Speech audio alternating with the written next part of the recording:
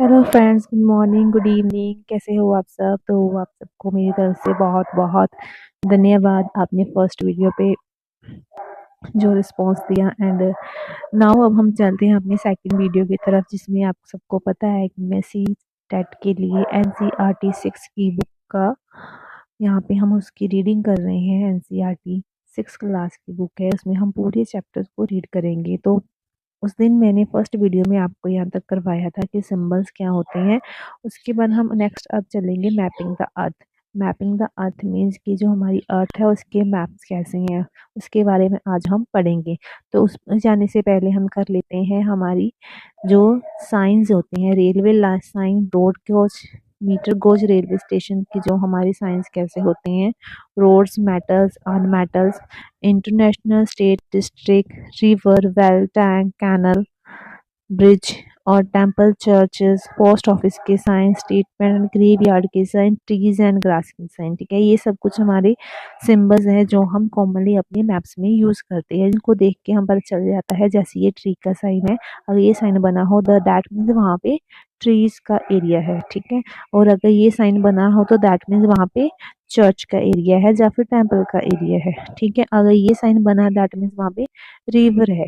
तो अब हम स्टार्ट करते हैं next, mapping the area. Mapping the earth is a little more difficult because our planet is not a flat surface. जैसे यहाँ पे लिखा है नॉट अ फ्लैट सरफेस, हमारा जो प्लैनेट है वो फ्लैट नहीं है, वो ओवल शेप में है। It is the shape of the sphere nearly because it is not a perfect sphere but slightly flattened at the pole. जैसे हमारी जो अर्थ है वो स्फीयर फेस में है, स्फीयर है, पूरा प्रॉपर स्फीयर नहीं है, बस जहाँ पे जो हमारे पोल्स हैं वहां से थोड़ी सी ये चपटी है, फ्लैटन है। ठीक है, तो हम अपनी अर्थ को देखने के लिए हम ये यूज करते हैं, उसे हम कहते हैं ग्लोब। ग्लोब एक अर्थ का मैप होता है जिसके थ्रू हमें पता चलता है।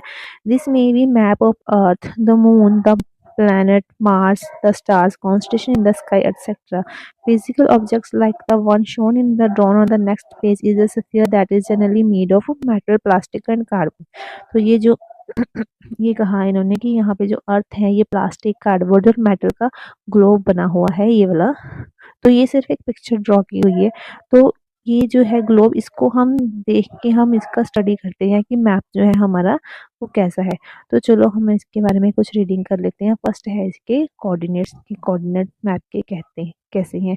अब मान लो यहाँ पे एक एग्जांपल दी हुई है कि आप एक बड़ी सी मार्केट में जा रहे हो किसी सिटी और टाउन के, वहाँ पे बहुत सारी सेम साइज की शॉप हैं। ठीक है, और आपने अपने फ्रेंड से मिलना चाहता है तो आपको आपका फ्रेंड एक डायरेक्शन बताता है कि मुझे 7th नंबर शॉप में 5th रो में 7th नंबर शॉप है। एंट्रेंस से जब हम एंटर करते हैं तो वहाँ पे 5th रो में जाके 7th नंबर शॉप पे मुझे जाके मिलना, तो वो आपको एक डायरेक्शन देता है। तो वो डायरेक्शन जो होती है वो हमारे हेल्प करती हैं हमें अपने पहुंचने के लिए। The system used in two example may be called the system of coordinates. तो इसको हम कहते हैं, इस सिस्टम को हम कहते हैं कोऑर्डिनेट्स। ठीक है, उसके बाद हम पढ़ेंगे लैटिट्यूड्स।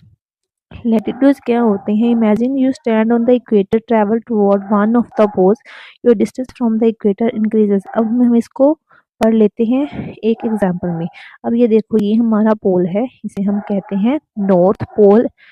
ठीक है, इसको हम लिखते हैं 90 डिग्री एन। ये हमारा नीचे जो है वो हमारा साउथ पोल है, साउथ पोल, इसको हम लिखते हैं 90 डिग्री एस। अब नॉर्थ पोल से लेके जब हम साउथ पोल तक जाते हैं तो वो हमारे बन जाते हैं लैटिट्यूड्स, उसे हम कहते हैं लैटिट्यूड्स। ठीक है, उसके बाद जी मैंने आपको बता दिया कि नॉर्थ पोल को 90 डिग्री एन से डिनोट करते हैं, साउथ पोल को 90 डिग्री एस से डिनोट करते हैं। ठीक है, उसके बाद हमारा आ जाता है इक्वेटर। इक्वेटर हमारी ये लाइन होती है जो अर्थ के बिल्कुल सेंटर में होती है। ठीक है, इसे हम कहते हैं इक्वेटर। इक्वेटर के उसके बाद है लॉन्गिट्यूड्स। इक्वेटर के इस साइड के अगर आप जाओगे, ईस्ट की तरफ जाओगे तो वो आपके बन जाएंगे ईस्ट लॉन्गिट्यूड्स। ठीक है, और अगर आप वेस्ट की तरफ जाओगे तो आपके बन जाएंगे वेस्ट लॉन्गिट्यूड्स। तो आई होप आपको इस पिक्चर के थ्रू जो है वो सारा समझ आ गया होगा कि हमारे नॉर्थ पोल और साउथ पोल, इक्वेटर, लॉन्गिट्यूड्स कौन कौन से हैं और कहाँ कहाँ से एग्जिस्ट करते हैं। मैं एक बार फिर से आपको दोबारा से बता देती हूँ।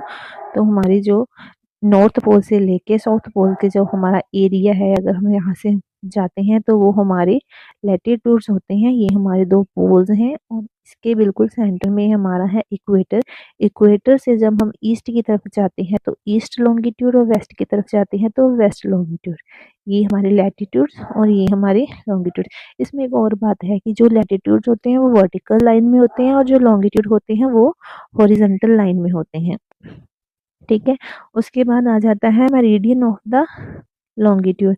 The distance would be the same. These lines are called meridian of the longitude. अब हम अगर हम मेरी longitude की ऐसे हम चाहते ये लाइन ये लाइन ये लाइन ये जो लाइन है हमारे इसमें longitudes है ना, तो इनका जो डिस्टेंस है तो वो सेम होता है, तो इसे हम मेरिडियंस ऑफ लॉन्गिट्यूड कहते हैं। ठीक है, उसके बाद है प्राइम मेरिडियन।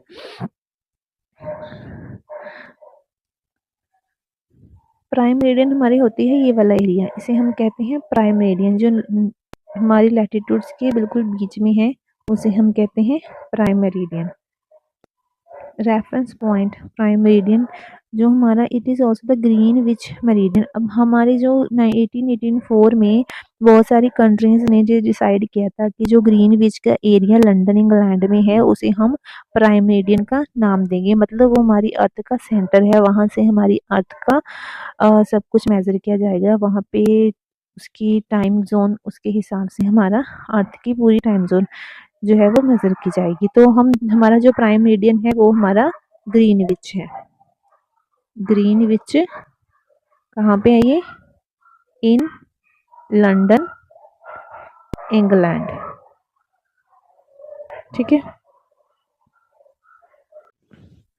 देन उसके बाद एक और लाइन है हमारी, उसके बाद आता है हमारा इक्वेटर।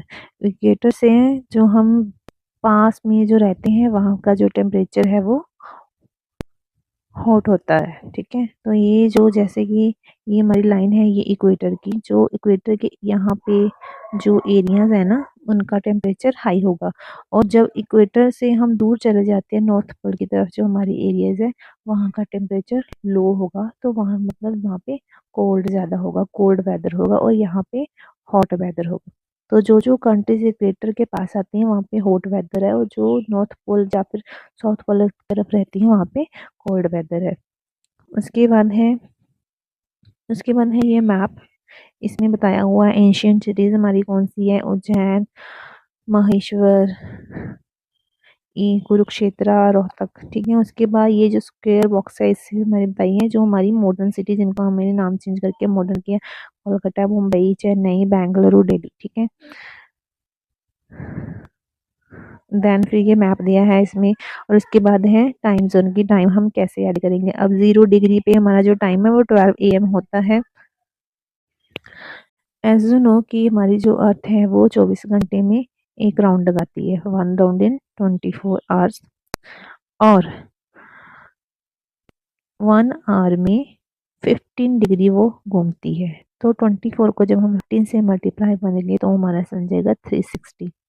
यहाँ पे 12 डिग्री 0 डिग्री पे 12 AM होगा, जब ये अर्थ 15 डिग्री घूमेगी तो हमारा 1 PM ईस्ट की तरफ जाती है, जब अर्थ 30 डिग्री पे 2, 45 डिग्री पे 3, 11 की तरफ है 15 डिग्री, 30 डिग्री पे 10 AM, 45 डिग्री पे 10।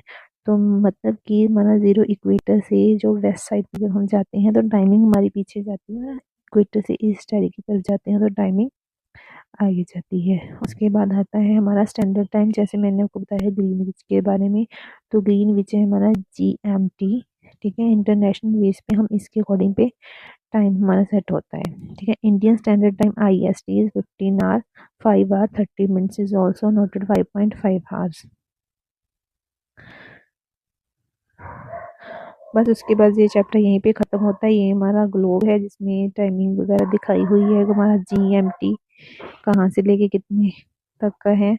और इसके साथ ही मेरी चैप्टर यहाँ पे ख़त्म करती हूँ। ये हमारे डूडल्स हैं, इसमें आप लिख लेना जो भी आपको नोट्स हैं, एंड आई होप कि आपको ये वीडियो पसंद आएगी, एंड आई होप कि अगर मैं ट्राई कर रही हूँ तो आपको ये समझ आ रहा है। And please do like share and subscribe to my channel.